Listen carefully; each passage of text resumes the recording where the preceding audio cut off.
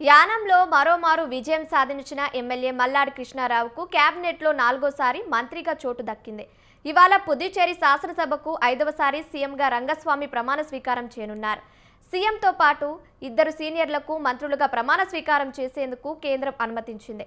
ఈ నేపథ్యంలో ఎన్ఆర్ కాంగ్రెస్ నుంచి యానం ఎమ్మెల్యే మల్లాడి కృష్ణారావు, బీజేపీ నుంచి పుదుచ్చేరికి చెందిన నమశివాయకు అవకాశం కల్పించారు. సీఎంతో పాటు మంత్రిగా ప్రమాణ స్వీకారం చేసేందుకు తనకు అవకాశం కల్పించిన PM Modi, Puducherry lieutenant governor Kailash Nathan, కేంద్ర హోంశాఖ అధికారులకు మల్లాడి కృష్ణారావు కృతజ్ఞతలు తెలియజేశారు.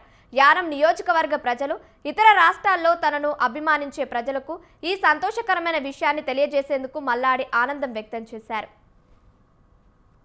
నాకు రేపు పుదుచ్చేరి కేంద్రపాలిత ప్రాంతంలో మంత్రిగా 4వసారి ప్రమాణ స్వీకారం చేసే అవకాశాన్ని పుదుచ్చేరి ముఖ్యమంత్రి రంగస్వామి గారు, అలాగే భారత ప్రధాని గారు నాకు అవకాశాన్ని కలగజేశారు.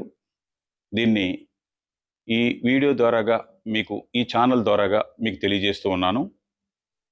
రేపు వారు సీఎం గారు ప్రమాణ స్వీకారం చేసిన వెంటనే నేను, అలాగే నమశివాయ ఇద్దరికి మాత్రమే ప్రమాణ స్వీకారం చేసే అవకాశం రేపు కలిగింది.